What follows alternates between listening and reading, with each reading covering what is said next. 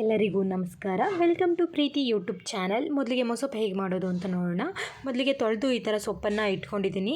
Cut ಮಾಡಿ ಒಂದು ಕುಕ್ಕರ್ಗೆ ಈ ರೀತಿ ಹಾಕ್ಕೊಂಡಿದ್ದೀನಿ. ಒಂದು ಮೀಡಿಯಮ್ ಸೈಜ್ ದಪ್ಪದ ಟೊಮೊಟೊ ತೊಗೊಂಡು ಹಾಕ್ಕೊಂಡಿದ್ದೀನಿ.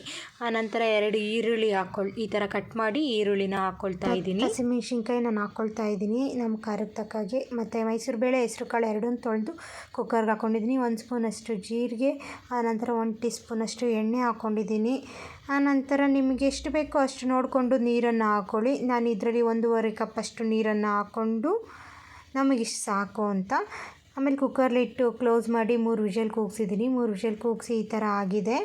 ಇದನ್ನು ಟೊಮೊಟೊ, ಹಸಿಮೆಣ್ಸಿನ್ಕಾಯಿ, ಈರುಳ್ಳಿನ ತೆಗೆದು ಒಂದು ಪ್ಲೇಟ್ಗೆ ಹಾಕಿಟ್ಕೊಂಡಿದ್ದೀನಿ. ಒಂದು ಸ್ವಲ್ಪ ರಸನೂ ತಗೊಂಡಿದ್ದೀನಿ.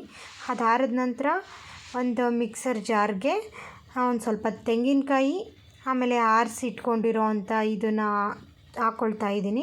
ರುಬ್ಬಿ ಈ ಥರ ಆಗಿದೆ. ಆಮೇಲೆ ಸೊಪ್ಪನ್ನು ಮಸ್ತ್ ಇಟ್ಕೊಂಡಿದ್ದೀನಿ. ಅದರೊಳಗೆ ಹಾಕಿ ನಿಮಗೆ ಎಷ್ಟು ಬೇಕೋ ಅಷ್ಟು ಇನ್ನೂ ಸ್ವಲ್ಪ ನೀರು ನೋಡಿಕೊಂಡು ಕಟ್ಟಿ ನೀರು ಸಾಕು ಅನ್ನಿಸ್ತಿದೆ ನೋಡಿ ಮಿಕ್ಸ್ ಮಾಡ್ತಾ ಇದ್ದೀನಿ ನಾನು. ನಿಮಗಿನ್ನೂ ಸ್ವಲ್ಪ ನೀರು ಬೇಕು ಅಂದರೆ ನೀವು ಇನ್ನೊಂದು ಸ್ವಲ್ಪ ನೀರು ಹಾಕ್ಕೊಳ್ಳಿ. ನಾನು ಇಷ್ಟಕ್ಕೆ ಒಗ್ಗರಣೆ ಮಾಡ್ಕೊಳ್ತಾ ಇದ್ದೀನಿ ಈಗ. ಹಾಕ್ಕೊಳ್ಳಿ.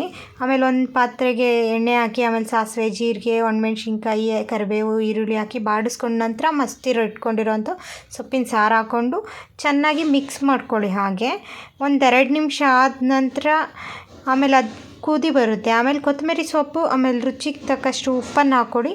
ಆಮೇಲೆ ತಿರ್ಗಾ ನೀಟಾಗಿ ಮಿಕ್ಸ್ ಮಾಡಿ ನೋಡಿ. ಒಂದು 10 ನಿಮಿಷ ಆದ ನಂತರ ಬೆಂದಿರುತ್ತೆ. ಆಫ್ ಮಾಡಿ ಒಂದು ಬೌಲ್ಗೆ ಹಾಕ್ಕೊಳ್ಳಿ. ಮೊಸಪ್ಪು ಸಾಂಬಾರು ರೆಡಿಯಾಗಿದೆ. ತುಂಬಾ ಸಿಂಪಲ್ ಆ್ಯಂಡ್ ಟೇಸ್ಟಿ ಮೊಸಪ್ಪು ಸಾರು.